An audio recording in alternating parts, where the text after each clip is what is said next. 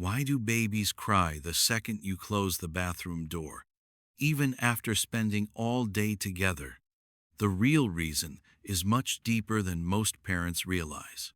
Here's a high retention script section based on your outline. Your baby is not following you because they're manipulative. They're following you because their brain thinks you are safety itself. And once you understand that, their behavior suddenly looks completely different. Because most parents see the same moment every day. You stand up to go somewhere simple. The kitchen, the hallway, the bathroom. And within seconds, tiny footsteps, or crying, or a little hand pushing against the bathroom door while you're just trying to get 2 minutes alone. A lot of parents quietly think, why can't my baby just stay by themselves for a minute? And honestly, after a long, exhausting day, that feeling makes sense. But here's the part most people never realize. Your baby is not reacting like an adult. They're reacting like a tiny human whose brain is still built for survival first. Because deep in human history, separation from a caregiver was dangerous. For a baby, being alone didn't just feel uncomfortable. It could mean vulnerability, exposure, risk. And even though we live in modern homes now, the infant brain still carries those same ancient survival systems. That's why attachment starts so early. Long before language, long before memory, long before your child understands where you're going. Their nervous system is already learning one important question. Am I safe when you leave? And this is where so many parents misunderstand clinginess. They assume a baby who constantly follows them is becoming too dependent. But in reality, attachment is not weakness. Attachment is biology. A securely attached baby stays close because closeness feels protective. That's not manipulation. That's survival wiring. Think about how often babies check for you without even realizing it. Looking across the room while playing, crawling back after exploring, pausing when they can't hear your voice anymore. Those little moments are not random. Your baby is constantly tracking safety. And sometimes the smallest separations feel enormous to them. Especially because babies don't understand time the way adults do. To you, going to the bathroom takes 2 minutes. To a baby, you disappeared. That's why the crying can sound so intense, so suddenly. Not because your child is dramatic, but because their brain reacts before logic exists. And honestly, when parents hear this, many feel relieved. Because it changes the story in their head. Your baby isn't too clingy. You didn't spoil them by loving them. And needing closeness at this age is not a parenting failure. It's actually one of the clearest signs your baby sees you as their secure place, their safe base, their emotional home. And strangely enough, this stage that feels overwhelming for parents sometimes is also incredibly important for healthy emotional development later on, because the children who feel safest connected early in life often become the children most confident exploring later. But that raises a bigger question. If attachment is healthy, why do some babies panic so intensely the second a parent disappears behind a door? Your baby does not see you as a separate person yet. To them, you are safety. That sounds dramatic, but for a baby, it's literally true. Because adults think about independence very differently than infants do. As adults, we leave rooms without thinking twice. We understand people come back. We know separation is temporary. Babies don't understand any of that yet. Your baby doesn't fully understand where you go, why you disappear, or when you'll return. But they do understand one thing perfectly: how your presence feels, your voice, your face, your smell, your touch. Those things don't just comfort your baby emotionally.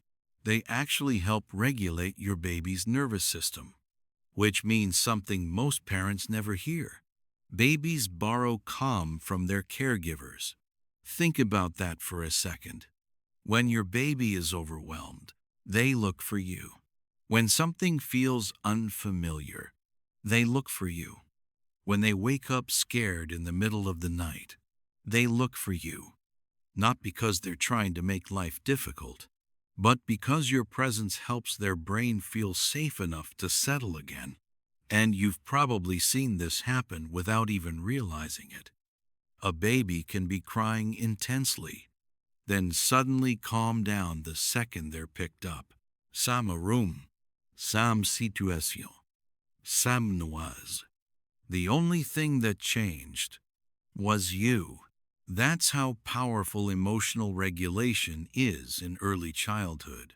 And honestly, this is one of the most beautiful parts of parenting psychology, because long before children learn how to calm themselves, they learn calm through someone else first, through being held, rocked, comforted, spoken to softly. Your nervous system becomes training wheels for theirs. That's why babies follow parents everywhere. Not because they're obsessed with where you're going, but because closeness itself feels regulating. Even small moments prove this. Have you ever noticed your baby playing happily until they suddenly realize you walked away? And then instantly everything changes. The room didn't become dangerous, but emotionally, it felt different. Because your baby uses you like an emotional anchor, a reference point that tells their brain, everything is okay. And here's something parents often misunderstand. Independence does not begin with distance. It begins with safety. Children slowly explore the world when their nervous system feels secure enough to do it. That's why a baby might crawl away confidently one moment, then immediately crawl back into your lap the next.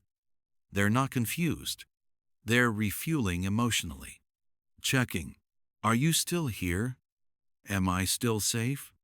Can I explore again? And honestly, once you understand this, those exhausting little moments start to feel different.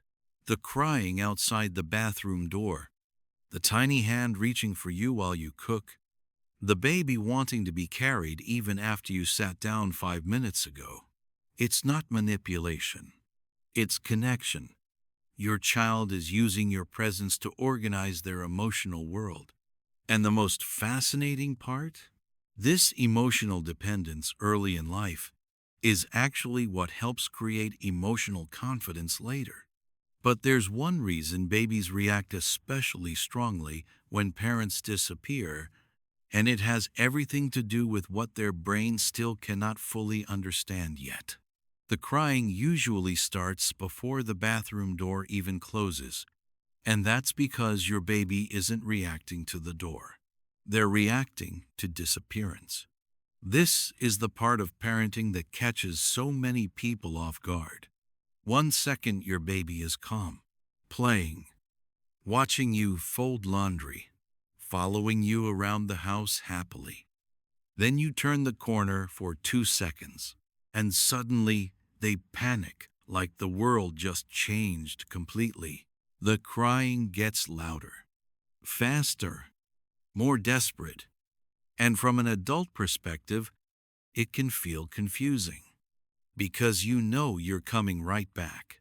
But your baby doesn't know that yet, and that changes everything. Because early in life, babies slowly begin developing something psychologists call object permanence, which sounds complicated, but it's actually very simple. It's the understanding that something still exists even when you can't see it. Adults fully understand this. If your friend leaves the room, you know they still exist. If your phone is in another room, you know it's still there. Babies are still learning that. So when you disappear behind a door, your baby's brain experiences something very different than yours does. Their brain isn't calmly thinking, "Mom is just in the bathroom." Instead, part of them experiences uncertainty, confusion, and sometimes fear, because emotionally, the question becomes, if I can't see you, are you still there? That's why separation anxiety can feel so intense. It's not fake, it's not attention seeking, and it's definitely not your baby trying to manipulate you. Your child's nervous system is reacting to a loss of connection it doesn't fully understand yet. And honestly, once parents realize this, their frustration often turns into empathy, because suddenly the behavior makes emotional sense. Imagine being completely dependent on one person for safety, comfort, food regulation, warmth, and reassurance, while also not fully understanding where that person goes when they disappear. That's an enormous emotional experience for a tiny brain. And this usually shows up in very ordinary moments. You stand up to take a shower. Your baby crawls after you. You close the bathroom door and instantly hear crying on the other side. Or maybe you try sneaking away quietly during nap time because you don't want to wake them. But the second they realize you're gone, panic. And here's what's fascinating. Sometimes babies react even before you leave. They notice patterns, picking up your keys, walking toward another room, changing your tone, moving toward the door. Their brain starts predicting separation before it even happens. That's how deeply attachment is wired into human development. And there's another important piece parents rarely hear. Separation anxiety is often a healthy sign of attachment. It usually appears because your baby has formed a strong emotional bond with you. They know who their safe person is now, which means yes, this phase can feel exhausting, but it also reflects something meaningful. Your child has emotionally connected to you deeply enough to notice your absence. And honestly, this stage can create a lot of guilt for parents, especially when they feel touched out, overwhelmed, desperate for 5 quiet minutes alone. Some parents even worry, am I creating dependency? Am I making this worse by comforting them? Should I ignore it? But needing closeness during infancy is not a flaw in development. It is development. Human babies are designed to seek connection before independence, safety before confidence, attachment before exploration. And over time, something amazing starts happening. As babies repeatedly experience separation and reunion, their brain slowly learns a powerful lesson. People can leave and still come back. That lesson becomes the foundation of emotional security later in life. But here's where things get even more interesting, because the way parents respond during these moments can either calm a child's nervous system or accidentally make separation feel even more frightening. Your baby knew your voice before they were even born, and that changes the way they connect to you after birth in ways most parents never realize. This is why some babies seem to follow their mothers everywhere, not just into the kitchen, not just to the bathroom, everywhere. And for many parents, especially fathers, this can feel confusing sometimes. One parent walks away, and the baby barely reacts. The other stands up for 2 seconds, and suddenly the baby is crawling after them in full panic mode. At first glance, It can feel personal, like the baby prefers one parent more. But most of the time, something much deeper is happening. Because babies build familiarity long before they understand relationships logically. During pregnancy, babies hear voices constantly, especially the mother's voice. They recognize rhythms, patterns, heartbeats, breathing. Then, after birth, that connection keeps growing through feeding, holding, soothing, rocking, eye contact, and repeated emotional comfort. Over time, your baby starts linking one specific person with regulation and safety more strongly than anyone else. That's why babies often track mothers so intensely. Not because fathers are less important, and not because the bond with dad matters less, but because early attachment usually forms around whoever becomes the baby's most consistent emotional regulator. Sometimes that's the mother. Sometimes it's the father. Sometimes another caregiver entirely. The brain attaches through repeated comfort, and babies are unbelievably sensitive to familiarity. They recognize scent, which is incredible when you think about it. A baby can calm down simply from smelling a parent's clothing nearby. They recognize voices too. That's why some babies instantly stop crying when they hear a familiar tone from another room. And here's the really fascinating part. Babies also detect emotional energy before they understand words. Your baby may not know language yet, but they absolutely notice tension, stress, warmth, calmness, frustration. You've probably experienced this yourself without realizing it. Maybe your baby was restless all evening, then suddenly relaxed when you finally sat down calmly and held them close. Or maybe you tried smiling on the outside while feeling overwhelmed internally, but your baby still seemed unsettled anyway.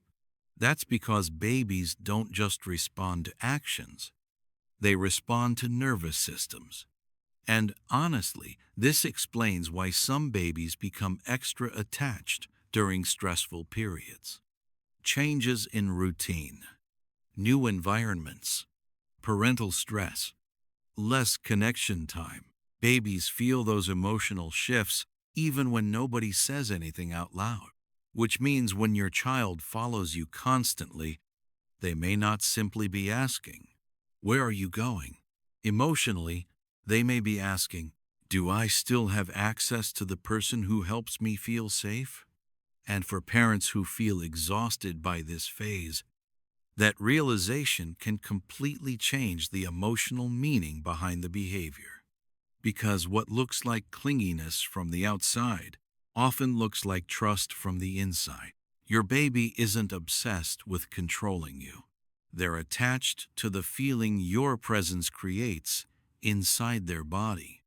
A feeling of familiarity, predictability, safety, and interestingly, the way parents react to this attachment stage can either strengthen emotional security or accidentally create even more anxiety without realizing it.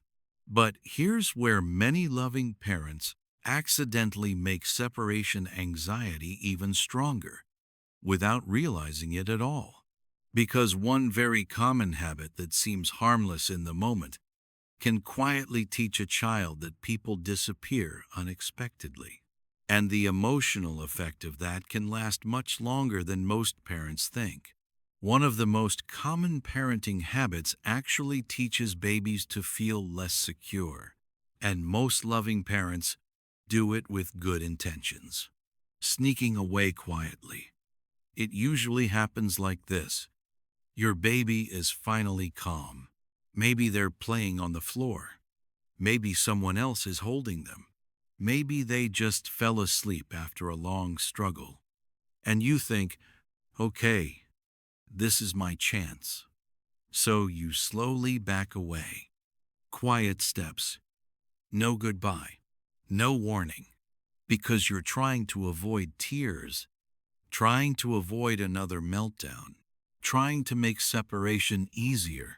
But for many babies, the opposite happens. Because when your child suddenly realizes you disappeared without warning, their brain experiences something important: unpredictability. 1 second you were there, the next second, gone. And babies are extremely sensitive to emotional patterns, not because they analyze them logically, but because their nervous system constantly asks, can I trust what happens next? That's why predictable separation matters so much. When parents disappear silently, babies don't get the emotional transition their brain needs. There's no moment to process. Mom is leaving. She still exists. She'll come back. Instead, the separation feels sudden, confusing, even alarming. And honestly, almost every parent has done this before, because it feels easier in the moment. Nobody wants to trigger crying on purpose, especially when you're exhausted. But here's what's fascinating. Short-term silence can create bigger anxiety long-term. Because babies start becoming hyper-alert to your movements. They watch constantly, track where you go, panic faster, not because they became more spoiled, but because unpredictability makes the nervous system hold on tighter. Think about it from a baby's perspective. If someone important randomly vanished without warning over and over, you'd probably become anxious too. You'd keep checking whether they were still there. And this is where many parents accidentally misunderstand clinginess. The child isn't becoming emotionally manipulative. They're becoming emotionally uncertain. That's a huge difference. And the good news is, small changes in how parents leave can completely change how separation feels emotionally. Something as simple as, I'm going to the bathroom, I'll be right back, might sound meaningless to adults, but repeated predictable patterns help build emotional trust in children, even before they fully understand the words. Because your tone matters, your consistency matters, your return matters. Over time, your baby slowly learns something powerful. People can leave without disappearing forever. That lesson becomes part of emotional security later in life. And this doesn't mean you can never leave while your baby cries. That's not realistic. Parents need space too. The goal is not perfection. The goal is predictability. A calm goodbye.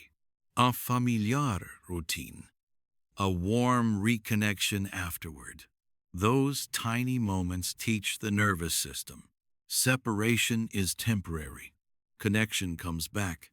And honestly, one of the biggest misconceptions in parenting is the idea that responding warmly creates dependency. But research and real-life experience often show the opposite. Because children who feel emotionally secure early on usually become more confident exploring the world later. And that completely flips the way most people think about attachment. One of the biggest parenting myths says this: if you comfort a child too much, they'll become weak, too dependent, too clingy, too attached. But child psychology has discovered something almost completely opposite. The children who feel safest connected early in life are often the ones most confident leaving later. That surprises a lot of people, because from the outside, attachment can sometimes look like dependence. A toddler wanting to be held, a baby crying when a parent leaves the room, a child constantly checking whether mom or dad is nearby. Adults see that and think they need to learn independence. But here's the important part most people miss. Real independence does not grow from emotional distance. It grows from emotional safety. Think about a playground for a second. You've probably seen this exact moment before. A small child runs out to explore, then suddenly stops. They turn around, search for their parent, make eye contact. The second they see that familiar face, they keep exploring again. That tiny moment explains attachment perfectly. Children explore best when they know someone safe is still there. That's why psychologists often call parents a secure base. Not a cage, not a crutch, a secure base. And honestly, adults work similarly too. People take bigger risks in life when they feel emotionally supported. Children are no different. A child who trusts, if I get scared, someone will help me, usually becomes braver over time, not less brave. And this completely changes how we should view clinginess in early childhood. Because needing reassurance at one stage often helps create confidence at the next. It's like emotional fuel. Children fill up on safety, then slowly use that safety to move outward into the world. And you can actually watch this happen in real time. A baby crawls away confidently, then suddenly crawls back into a parent's lap for 10 seconds, then leaves again. That return is not failure, it's regulation. They reconnect emotionally, then continue exploring. And here's where many parents accidentally become afraid. They think, if I always comfort my child, will they ever learn to handle things alone? But secure attachment is not about preventing discomfort forever. It's about teaching the nervous system. You are safe enough to face discomfort. That's a massive difference. Because eventually, children internalize the calm they repeatedly receive from caregivers. At first, your child borrows calm from you. Later, they slowly carry pieces of that calm inside themselves. That's how emotional resilience develops. Not through forced independence too early, but through repeated experiences of support, safety, and recovery. And honestly, this realization changes the emotional meaning of parenting for a lot of people. The cuddles, the reassurance, the child following you everywhere. Those moments are not automatically signs you're doing too much. Sometimes they are signs your child trusts deeply. And trust is what eventually allows separation to feel less frightening. Which leads to something even more fascinating. Because babies are not only paying attention to whether you're physically present, they're constantly studying something far more invisible than that. Here's something most parents never realize. You can sit right beside your baby and still feel emotionally far away to them. Because babies are not only tracking where you are, they're tracking how you are. Your face, your tone, your reactions, your emotional energy. Long before children understand words, they become experts at reading people. And honestly, once you notice this, you start seeing it everywhere. Have you ever held your baby while secretly feeling stressed, and somehow they became fussier instead of calmer? Or maybe you were distracted on your phone while your child kept trying harder and harder to get your attention. Not because they wanted entertainment, but because they were searching for connection. That's because babies don't just need physical closeness. They need emotional responsiveness. And this is where something called co-regulation becomes incredibly important, which sounds complicated, but it's actually something parents do every single day without realizing it. Co-regulation simply means you're calm helps teach your baby's nervous system how to calm down too. At first, babies cannot regulate big emotions alone. Fear feels huge. Frustration feels huge. Overstimulation feels huge. Their nervous system is immature. So when a baby becomes overwhelmed, they naturally search for an adult nervous system to help stabilize theirs. That's why a soft voice matters. A calm face matters. Even eye contact matters. Your baby is constantly scanning for signals that say, "You're safe. I'm here. Everything is okay." And the amazing part is, these moments are happening all day long. During feeding, diaper changes, bedtime, even tiny interactions most adults barely think about. A baby falls and gets startled. Before crying fully, they often look at the parent first. Why? Because children use caregivers to understand how serious a situation feels. If the parent responds with calm reassurance, the child often settles faster.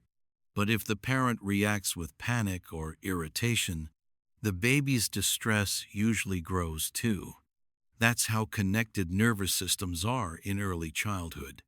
And this doesn't mean parents need to act perfectly calm all the time. That's impossible. Parents get tired, overwhelmed, distracted. Real life is messy. The goal is not becoming emotionally perfect. It's becoming emotionally available often enough.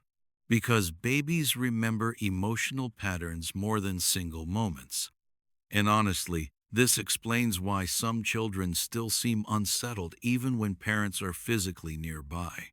You can hold a child while mentally being somewhere else completely. Scrolling, stressed, emotionally shut down, distracted by 10 other things. And babies feel that distance surprisingly deeply, not because they're judging you, but because human connection is biological before it's verbal. Your baby is constantly asking questions without words. Do you see me? Do you notice me? Can I borrow your calm right now? And when those moments of connection happen consistently, something powerful develops inside a child.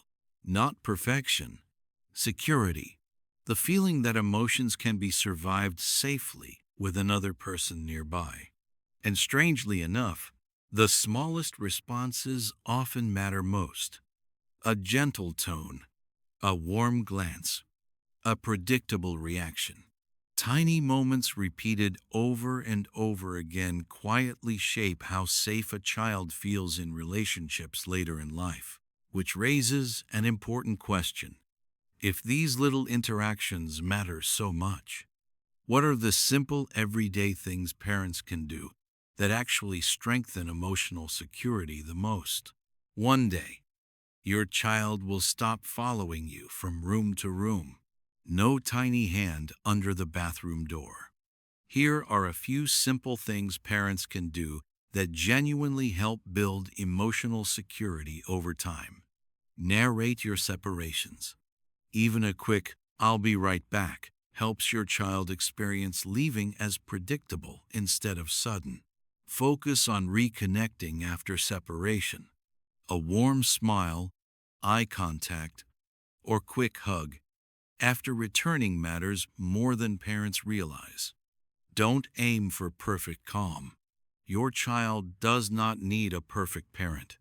They need a parent who reconnects consistently after stressful moments.